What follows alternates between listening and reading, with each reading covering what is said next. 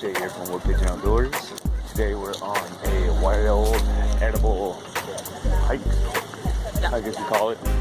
So it's a group that's learning how to do, or how to pick wild edibles. As you see behind, there's a bunch of people.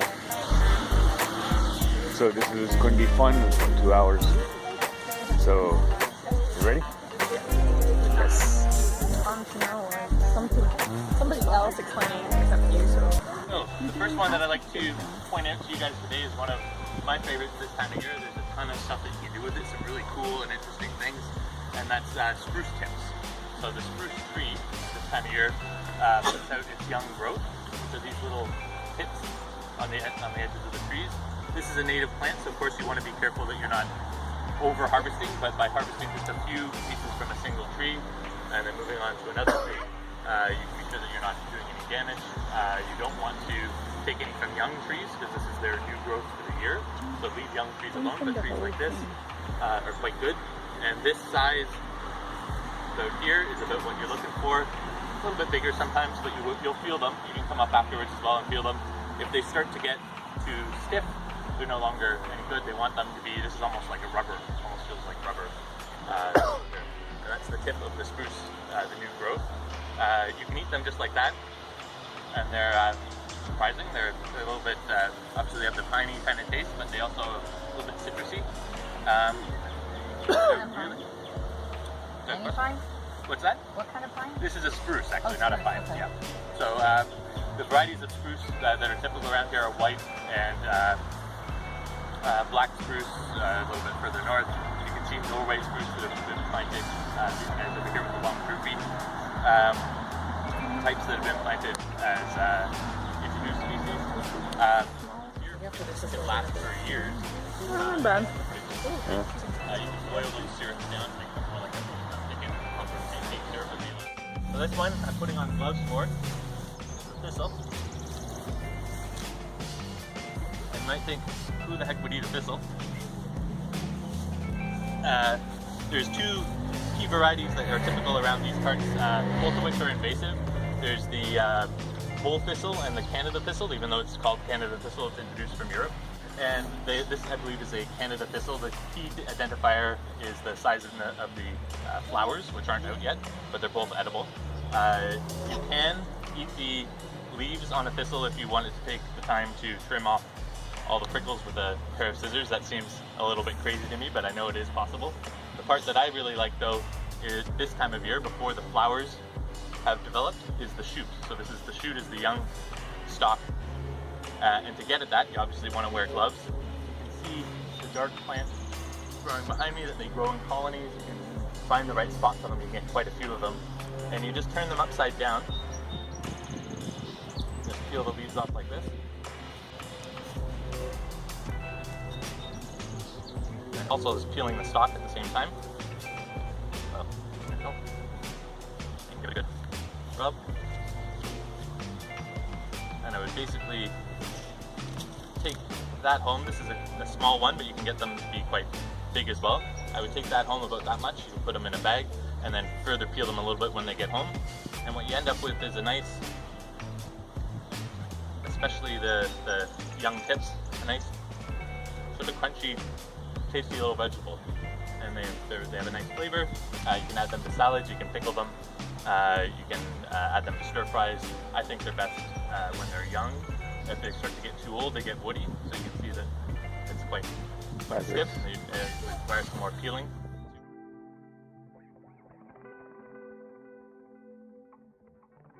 Maybe a little closer for this one, it is low to the ground, hence its name, Creeping Charlie. It's an invasive from the British Isles, although I think it's all over the world now. It's also known as Jill all over the ground, or Gill all over the ground.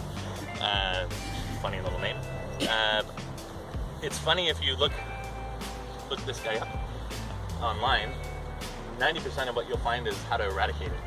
It's a hated plant for gardeners and lawn people who love to have just the desert lawns that are nothing but green grass. I'm not a big fan of those. Sorry if that's one of you, but I think there's so much opportunity to allow wild plants to go in-lawns that makes them more beautiful and also makes them more useful. So if you have these guys growing on your lawn or in your garden, maybe rather than being concerned about them, obviously you want to control where they're from if it's in the garden, because they do get all over the place in colonies. But they're a variety of wild mint, so they're really interesting to use as a wild mint. They have that noticeable mint flavor and scent. It's a little bit more mild than your traditional store-bought mint, but also has a nice earthy green tone to it as well. So it's a really nice addition. I often add this to my spruce salad dressing. So I do with the spruce tips and lemon and a little bit of this guy, and throw that over maybe some fiddleheads or asparagus. Delicious, really good. But the leaf and the flower are both edible. You can notice that it's in the mint family. If anybody wants to grab a piece, I'll pass this around as well. Everything in the mint family has a square stem, so it's really noticeable when you feel it. It's not a round stem like you normally would see. And in this case, they have a leaf structure, which is something if you're foraging you should want to get to know some of your basic leaf structures. In this case, they have opposite leaves. So if you can see, yes. So this is one of my favorites. Yeah. I'm gonna go wild in my. All right, I'll pass it around. I'll end up eating it. No, it's awesome. One to eat it. You can. I'll just have to pass more around. We'll see more later. You can eat it just fresh as is. There's large patches around. This is wood sorrel. And some people will confuse this with clovers. It's quite similar to clovers until you start to look closely at the leaves. But you can see the leaves on a wood sorrel make almost a perfect heart. It's like a perfect little heart, whereas clovers are more rounded. And wood sorrel is a really nice plant to keep going in your garden. It's lemony, very citrusy, surprisingly so. And if you're out on a hot day doing some weeding, you just pull up a few of this and grab a mouthful of it, and it's delicious and refreshing. You can use it to make, there you go, it's on. You can use it to make sauces as well, in the same way that you would use French sorrel if you want to look up a recipe for French sorrel sauce or dressings. It's also quite good, obviously, just fresh in a wild salad. My spring salads often include a few bunches of wood sorrel in them there. The flowers, when they come out, are little yellow flowers, very small. All right, guys, so we're with the guide, Brian, sorry, and yeah, take it away. Hi everyone. Hope you enjoy this walk with just giving an edible plant tour of what you can find in southern Ontario in sort of the mid to late spring, and a bunch of interesting things to see along the way. This walk has been offered on behalf of Cpaws, which is a Canada Parks and Wilderness Society Ottawa Valley, and they do a lot of great work for conservation.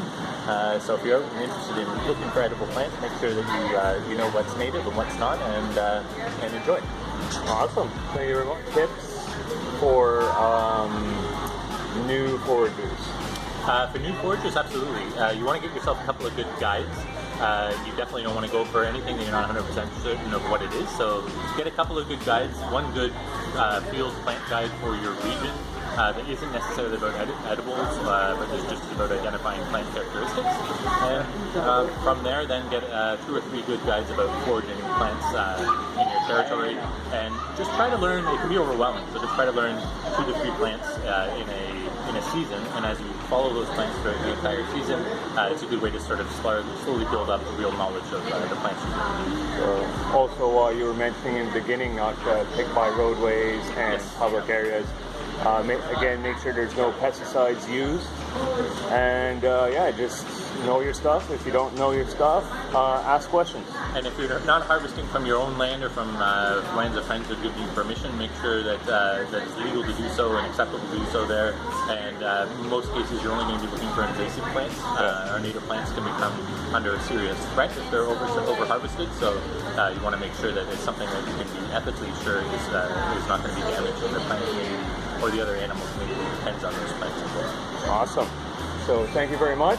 Sure. And to all of you, check out the link down below. And yeah, have a good one, guys. Cheers.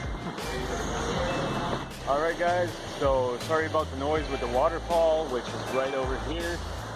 But we're hoping you enjoyed the walk with us today. We had a great guide, very knowledgeable. Yeah. Right? And we suggest if you're in the Ottawa area to take a walk, right, and learn about your local wild edibles. As always with wild edibles, you want to make sure it's clean, no pesticides used, and make sure it is what it is and not the poisonous plants. So it's really important. And Cpaws, which is the non-profit organization that organized this, has different like walk over the summer. So for example, I don't know if it's next weekend or the weekend after, they have one about herbal wild tea, for example. So you go walk and they show you what you can use to make teas and stuff like that. if you guys in the Ottawa area, we'll leave a link down below. And until next time, stay safe out there. All right, guys. Cheers.